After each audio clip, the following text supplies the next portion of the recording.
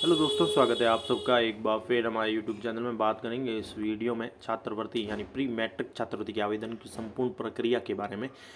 जैसा कि आपको पता है कि आवेदन की अंतिम तिथि 10 अक्टूबर थी, उसे बढ़ाकर 31 अक्टूबर 2022 कर दिया गया है। तो छात्रवृत्ति की आवेदन किस प्रकार ऑनलाइन पोर्टल पर करना है, क्या क्या जो है हमें ध्यान में रखना है, किन किन निर्देशों का पालन करना है, उसी को लेकर बात करेंगे इस वीडियो में। चैनल पर पहली बार है तो लाइक करें, सब्सक्राइब करें, आगे भी अपडेट्स मिलते रहेंगे। पूर्व मैट्रिक छात्रवृत्ति जो कक्षा 6 से 8 के विद्यार्थियों के लिए है, उनके लिए है ये प्रक्रिया विद्यालय स्तर पर करने योग्य हमें जो कार्य है उनका ध्यान रखना है। तो पूर्व मैट्रिक छात्रवृत्ति आवेदन की प्रक्रिया इस प्रकार है, जिसमें सर्वप्रथम तो हमें जन आधार ऑथेंटिफिकेशन की प्रक्रिया करनी है विद्यालय स्तर पर, और साथ ही वर्क इंचार्ज मैपिंग की प्रक्रिया करना है, यानी छात्रवृत्ति प्रभारी नियुक्त करना है शाला दर्पण के माध्यम से, जिसमें साथ ही बच्चों की वार्षिक पारिवारिक आय भी अपडेट करनी है। पूर्व मैट्रिक छात्रवृत्ति आवेदन की प्रक्रिया है, फिर उसको अंत में लॉक करने की प्रक्रिया भी अपनाई जाएगी। तो सर्वप्रथम हम देख लेते हैं जन आधार ऑथेंटिफिकेशन की प्रक्रिया विद्यालय स्तर पर किस प्रकार से करनी है। तो विद्यालय स्तर पर जन आधार ऑथेंटिफिकेशन प्रक्रिया के लिए सर्वप्रथम हमें शाला दर्पण स्टाफ लॉगिन पर जाना है।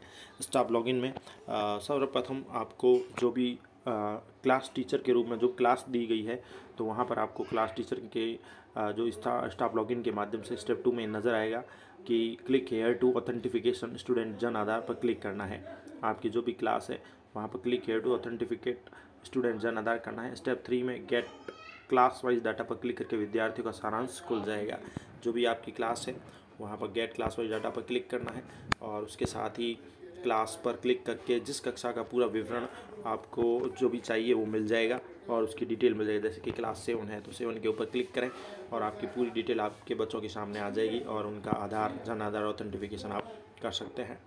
अब जन आधार ऑथेंटिफिकेशन की प्रक्रिया इस प्रकार रहेगी कि सर्वप्रथम जो भी क्लास के बच्चे हैं उनकी लिस्ट आपको नज़र आएगी, और इसमें जिनके आधार जन आधार ऑथेंटिफिकेशन हो जाएंगे उनको ग्रीन कलर में दिखाया जाएगा। आधार या जन आधार नंबर का हरे रंग का होने का अर्थात यही है कि ऑथेंटिफिकेशन किया जा चुका है। वहीं आधार या जन आधार ऑथेंटिफिकेशन करने के लिए क्लिक करने के लिए ऑप्शन दिए गए हैं। तो ऐसे ऑथेंटिफिकेशन जन आधार यहाँ पर क्लिक करें तो अगर सही है डाटा बच्चों के स्कूल रिकॉर्ड और जो भी है आधार जन आधार, तो वो ग्रीन हो जाएगा। अगर यहाँ नो लिखा हुआ आ रहा है अर्थात विद्यार्थी का बैंक अकाउंट जन आधार से लिंक नहीं है। इसके साथ ही ऑप्शन दिए गए हैं आधार जन आधार नंबर का काले रंग में होना, अर्थात अभी तक जो है ऑथेंटिफिकेशन की प्रक्रिया नहीं की गई, ऑथेंटिफिकेशन नहीं किया गया है। जैसे बच्चे हैं इन बच्चों के नाम नज़र आएंगे और ये ऑप्शन नज़र आएंगे, और जिनके पूरा हो जाएगा ग्रीन मतलब उनके ऑथेंटिफिकेशन हो चुका है, किनके ब्लैक है मतलब वो कि उनके अभी जो भी है आधार वगैरह अभी तक ऑथेंटिफिकेशन नहीं हुआ है। और नो लिखा आ रहा है इसका मतलब है अकाउंट जो है विद्यार्थी का जन आधार से लिंक नहीं है। इस प्रकार से ये शो होंगे। पीछे टिक मार्क दिया है जहाँ से आप जन आधार को या आधार को ऑथेंटिफिकेशन कर सकते हैं। अब सबसे इम्पोर्टेंट बात ये भी है कि अगर किसी विद्यार्थी का जन आधार आधार कार्ड नंबर का स्थान खाली है यानी नहीं दर्ज है, तो इसका तात्पर्य है कि विद्यार्थी का जो प्रपत्र होता है 9 वो भरा हुआ नहीं है, इसे वहाँ भरने की आवश्यकता है। यानी आधार जन आधार नंबर नहीं है तो पहले प्रपत्र 9 भी बच्चे का भरना पड़ेगा, जहाँ से ये यहाँ शो हो जाएगा। अब आती है इम्पोर्टेंट प्रक्रिया, वो है वर्क इंचार्ज की मैपिंग। वर्क इंचार्ज की मैपिंग कैसे करनी है, यानी शाला दर्पण पर जो है हर कार्य के लिए एक इंचार्ज नियुक्त किया जाता है। वैसे हमें छात्रवृत्ति जो मिलती है शाला दर्पण पर, उसकी भी एक इंचार्ज नियुक्त करना है। इसके लिए आपको शाला दर्पण पर लॉगिन होना है, स्कूल लॉगिन में जाना है और कार्मिक टैब पर क्लिक करना है। कार्मिक के अंदर जाना है, कार्मिक में एम्प्लॉय आइडेंटिटी लिखा हुआ है, इसमें भी ऑप्शन आएगा एक वर्क इंचार्ज वाला। इसमें जैसे कार्मिक पे क्लिक करेंगे वर्क इंचार्ज मैपिंग पर आपको क्लिक करना है। ये रहा work incharge mapping. Work incharge में हम उनको वर्क दे देंगे, किसी एक टीचर को नियुक्त करेंगे शाला दर्पण प्रभारी के रूप में, शाला दर्पण पर छात्रवृत्ति प्रभारी के रूप में सॉरी। तो वर्क इंचार्ज मैपिंग करनी है। वर्क इंचार्ज मैपिंग प्रक्रिया में क्या होगा कि सर्वप्रथम तो आपको सेलेक्ट करना है जो भी है रोल में, सेलेक्ट रोल में जाकर प्री मैट्रिक इंचार्ज चूज करना है, प्री मैट्रिक इंचार्ज। और यहाँ पर लिस्ट से इंचार्ज का नाम चुनें, यानी जो भी टीचर्स हैं उनके नाम हो जाएंगे वो आप सेलेक्ट कर लें। ऐड लिखा हुआ है, ऐड पर क्लिक कर देंगे और अब आपके सामने नियुक्त किए गए इंचार्ज का विवरण खुल जाएगा, जिसमें नए इंचार्ज का नाम भी आ जाएगा। यानी आपके प्री मैट्रिक इंचार्ज जो भी है वहाँ जो आपने सेलेक्ट किया टीचर उसका नाम आ जाएगा, उसको ऐड कर दें। ये इंचार्ज की मैपिंग हो गई, वो इंचार्ज बन गया छात्रवृत्ति का।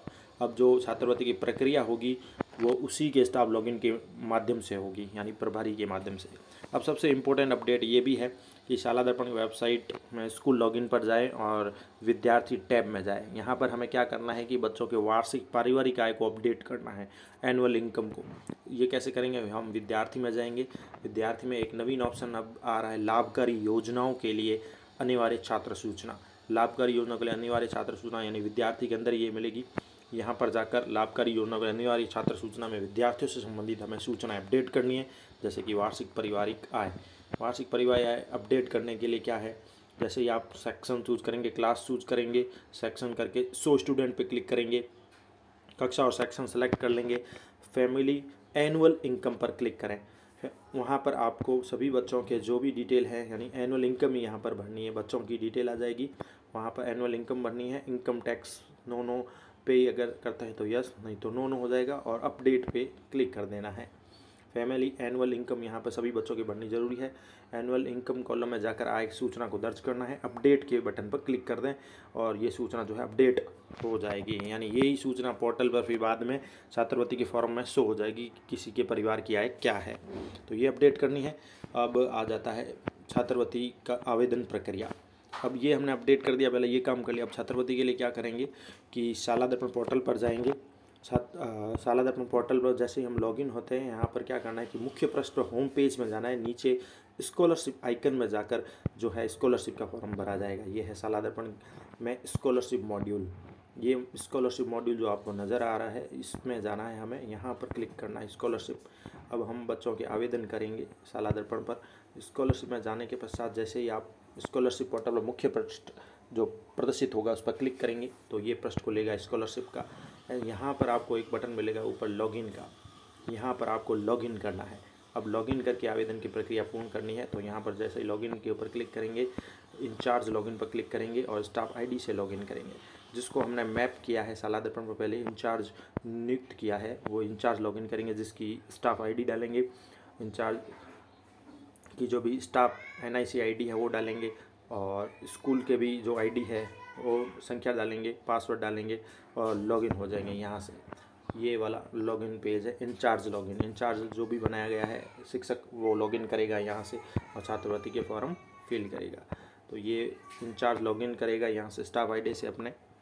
इसके पश्चात पूर्व मैट्रिक छात्रवृत्ति की आवेदन प्रक्रिया इस प्रकार रहेगी। अब कैसे करना है, सर्वप्रथम यहाँ से मैं आपको बताऊँ तो सर्वप्रथम आपके सामने इस प्रकार का जो पोर्टल खुलेगा, इस प्रकार का, इस पोर्टल में scholarship type two work on लिखा हुआ आएगा, जिसमें सेशन चूज करना है, जैसे 2022-23 टाइप ऑफ स्कॉलरशिप लेनी है तो हमें प्री मैट्रिक स्कॉलरशिप जो आवेदन कर रहे हैं वो लेंगे और सबमिट करेंगे। और इसके अलावा कोई छात्रवृत्ति कर रहे हैं तो वो चूज़ करेंगे। ये 6 से 8 का ऑप्शन है, प्री मैट्रिक सबमिट करेंगे। यहाँ पर छात्रवृत्ति प्रकार सेशन चुनकर सबमिट कर देंगे। अब नंबर 5 में क्या है, सर्वप्रथम हम फ्रेश स्कीम अप्लाई चुनेंगे। फ्रेश स्कीम अप्लाई में यहाँ पर आएगा ये ऑप्शन, डैशबोर्ड में यही शाला दर्पण का जो ये छात्रवृत्ति का पोर्टल है इसमें नज़र आएगा फ्रेश स्कीम अप्लाई, यानी नए अप्लाई कर रहे हैं किसी बच्चों के तो फ्रेश स्कीम अप्लाई बटन पर क्लिक करना है। जैसे आप क्लिक करेंगे अब आपके सामने इस प्रकार की सूचनाएं खुल जाएगी। यानी यहाँ पर हमने क्या किया, स्टेप 6 में सेशन और स्कीम चुन ले। सेशन जैसे चूज़ कर लिया और स्कीम में ये चूज़ करना है कि स्कीम में 100 स्टूडेंट पे क्लिक करना है लास्ट में। उससे पहले प्री मैट्रिक स्कॉलरशिप जिसके लिए आप आवेदन करना चाहें, जैसे सबके लिए अलग अलग चूज़ करना होगा। स्कीम में for SC, for ST, OBC या अन्य किसी प्रकार की छात्रवृत्ति चूज़ कर रहे हैं तो वो हमें चूज़ करना होगा स्कीम के अंदर। जैसे प्री मैट्रिक स्कॉलरशिप और ST स्टूडेंट 9 to 10 इनकी है, या जो भी 6 से 8 है, जो भी है आप चूज़ करें। SC, ST, OBC wise column खोलेंगे वो चूज़ करना है और 100 स्टूडेंट पे क्लिक करना है तो नीचे स्टूडेंट हमारे शो हो जाएंगे, यानी कि ST के कितने स्टूडेंट हैं वो शो हो जाएंगे। अगर SC के ले रहे हैं तो SC के शो हो जाएंगे, SC के कितने हैं। OBC के करेंगे तो OBC शो हो जाएंगे। Total student eligible verify by school कितने किए गए हैं, टोटल स्टूडेंट पेंडिंग कितने हैं, स्टूडेंट लॉक्ड कितने किए गए हैं और रिजेक्टेड कितने किए गए हैं, वो सारे नज़र आएंगे। अब इनके ऊपर ही क्लिक करना है तो उनका फॉर्म ओपन हो जाएगा। अब क्या करेंगे, आगे बता देते हैं आपको कि पूर्व मैट्रिक छात्रवृत्ति आवेदन की प्रक्रिया का अगला चरण इस प्रकार रहेगा कि यहाँ टोटल स्टूडेंट एलिजिबल संख्या जो है उस पर क्लिक करते हैं एलिजिबल स्टूडेंट की सूची आ जाएगी। जैसे टोटल एलिजिबल 7 है तो उसके ऊपर ही हमें क्लिक कर देना है, जो भी एलिजिबल बच्चे हैं वो आ जाएंगे। यहाँ छात्रवृत्ति के नाम के सामने आई बटन भी मिलेगा, ये वाला आई बटन आँख बनी हुई है, आई बटन पर क्लिक करके विद्यार्थियों की संपूर्ण जानकारी प्रदर्शित होगी। तो अब जैसे ही हम 7 स्टूडेंट पे क्लिक करेंगे उन 7 स्टूडेंट के नाम आ जाएंगे जो जैसे कि क्वालिफाई है, चाहे वो SC के हो, ST के हो, वो नज़र आएंगे, जो हमने स्कीम चुनी है वो ही नज़र आएंगे। एससी के लिए है तो एससी के शो होंगे, एसटी लिए है तो एसटी के, ओबीसी है तो ओबीसी के शो होंगे, एलिजिबल स्टूडेंट्स शो होंगे। और यहाँ इनके आगे सबसे इंपॉर्टेंट आई बटन नज़र आएगा, ये पीले कलर में। इनके ऊपर क्लिक करेंगे एक एक के ऊपर तो उस बच्चे की संपूर्ण डिटेल आ जाएगी। और पीछे एक रिजेक्शन रीजन भी लिखा गया है, यदि विद्यार्थी छात्रवृत्ति के लिए अपात्र है और अपात्र होने के कारण डाल के उसको अस्वीकार भी हम कर सकते हैं। तो ये बच्चों की लिस्ट खुलेगी और आई बटन पे आपको क्लिक करके स्टूडेंट की सारी इन्फॉर्मेशन शो हो जाएगी। अब जैसे ही आप आई बटन पे क्लिक करेंगे, जैसे किसी बच्चे के आई बटन के किसी भी बच्चे के ऊपर क्लिक किया तो उसकी डिटेल हमें शो हो जाएगी इस प्रकार से। ये एक प्रपत्र खुलेगा, उससे संबंधित समस्त सूचनाएं नजर आएगी। उसका नाम है, स्टूडेंट एसआर नंबर है, आधार, जन्म आधार, उसके बैंक डिटेल, उसकी फैमिली इनकम है और नीचे सबसे इम्पोर्टेंट बटन आएगा, अप्लाई का बटन भी नज़र आएगा। सब मैं वापस दिखा देता हूँ कि यदि किसी सूचना जैसे आधार, जन्म आधार आदि के सामने क्रॉस का रेड कलर का मार्क आ रहा है तो ऐसी स्थिति में आवेदन सफल नहीं होगा। इसके लिए आधार, जन्म आधार ऑथेंटिफिकेशन प्रोसेस के माध्यम से स्कूल स्टाफ के द्वारा जो है प्रपत्र नॉन अपडेट करवाएं, यानी उसमें जाके ये अपडेट करना होगा आधार, जन आधार की सूचनाएं। और यदि अप्लाई तक की प्रक्रिया पूर्ण होने पर कृपया आवेदन लॉक करके आखिरी प्रक्रिया को पूर्ण करें। अंत में अगर हम अप्लाई कर दें तो उसके पश्चात लॉक की प्रक्रिया भी करनी है। और सबसे इम्पोर्टेंट आपको बता दें, अप्लाई का बटन है, पहले ये जो सूचनाएं आप देख लें क्लियर है, ग्रीन टिक आ रहे हैं, किसी में भी क्रॉस नहीं आ रहा है तो आप अप्लाई कर सकते हैं, यानी कि उसकी सूचनाएं सही है। और नहीं है तो वहाँ पर जाके प्रपत्र 9 को अपडेट करें, उनके आधार, जन आधार की संख्या दर्ज करें और नीचे सबसे इम्पोर्टेंट अप्लाई का बटन आएगा। अप्लाई में आपको बस भरना कुछ नहीं है, जो भी सूचनाएं ऑनलाइन शो हो रही है बच्चों की सही है, करेक्ट है, ग्रीन है तो विद्यार्थी का सभी सूचनाएं पूर्ण होने पर अप्लाई बटन पर क्लिक कर दें, यानी उसका अप्लाई हो जाएगा। ये सूचनाएं केवल अवलोकन के लिए, इसमें कोई बदलाव भी नहीं होगा, किसी प्रकार के बदलाव के लिए संबंधित सेक्शन में जाना होगा। तो ये मुख्य पेज है, एप्लीकेशन है छात्रवृत्ति का, यहाँ से अप्लाई बटन पर क्लिक करके वो अप्लाई हो जाएगा। अब आवेदन प्रक्रिया को अप्लाई होने के पश्चात लॉक की प्रक्रिया इस प्रकार रहेगी, आवेदन को लॉक भी करना है विद्यालय स्तर से। लॉक करने के लिए वो यही सिस्टम है, ये जो पेज है इस पे जाएंगे मेन मुख्य पेज पे छात्रवृत्ति के, जिसमें आपको चूज़ करना है लॉक स्टूडेंट चूज़ करना है। सर्वप्रथम यही ऑप्शन चुनना है। लॉक स्टूडेंट चूज़ करने के लिए जैसे ही आप लॉक करेंगे एप्लीकेशन, इसके लिए आपके सामने फिर से वही है, सेशन चूज़ करें, स्कीम चूज़ करें, जिस स्कीम के लिए आपने आवेदन किया है, जैसे एसटी के लिए या एससी के लिए वो स्कीम चूज़ करें। उनके जो भी आवेदन आपने किए हैं, कितने आवेदन किए हैं वो शो हो जाएंगे, स्टूडेंट के नाम आ जाएंगे, सेक्शन आ जाएगा और उनकी छात्रवृत्ति का अमाउंट भी लिखा हुआ आ रहा है। रिमूव स्टूडेंट का ऑप्शन भी है और एक फाइनल लॉक एप्लीकेशन भी है, फाइनल लॉक एप्लीकेशन भी हम कर सकते हैं। अब इसके लिए क्या है कि एक तो स्कीम चुनेंगे, जो एसटी है, एससी है, ओबीसी, जो भी स्टूडेंट जिन जिन के आवेदन किए उनको चूज़ करना होगा और फाइनल लॉक एप्लीकेशन पर क्लिक करना होगा। और जो भी प्रिंसिपल या हेड मास्टर है या शाला द्रोण प्रभारी है, उनके मोबाइल नंबर यहाँ मांगा जाएगा नीचे। अगर आप फाइनल लॉक करना चाहते हैं तो एक सूचना मांगी जाएगी, आपको हाँ करना है। अगर आप लॉक करना चाहते हैं OTP भेजी जाएगी, सही होने पर प्रविष्टि सहमति आनी चाहिए, ये डाटा ऑफिस को आगे भेज दिया जाएगा। उपरोक्त सभी से संतुष्ट है, जो भी प्रिंसिपल हेड स्कॉलरशिप आवेदन जिला शिक्षा अधिकारी को देना चाहते हैं, हाँ का ऑप्शन आएगा। और OTP के लिए हाँ पर जैसे क्लिक करेंगे OTP प्राप्त होने पर आप डाल दें। अब आवेदन DO सेकेंडरी हेडक्वार्टर को प्रेषित हो गया है, वहाँ से अब अप्रूव होकर छात्रवृत्ति मिलेगी। ये लास्ट ऑप्शन है लॉक करने का। जो भी प्रिंसिपल होगा शाला प्रभारी, उसके मोबाइल नंबर डाल के यहाँ ओके करना, उनकी OTP भी पूछी जाएगी। ये शाला दर्पण का पूरा प्रोसेस है, ये छात्रवृत्ति का जो अभी चल रहा है वर्तमान में, इस प्रकार से आपको संपूर्ण कार्य करना है। धन्यवाद।